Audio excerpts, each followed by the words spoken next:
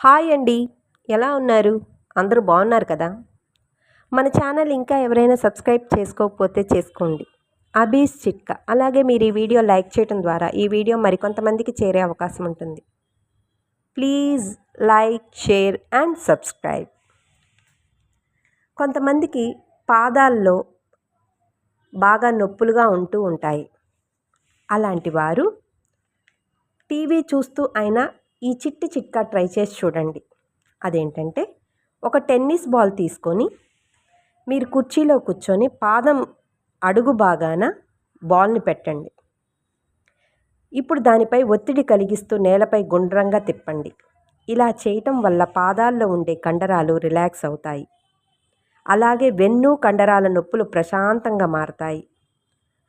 తొడ కండరాల నొప్పులు, వెన్ను నొప్పి కూడా తగ్గుతుంది. అవసరమైన వారు ట్రై చేసి చూడండి.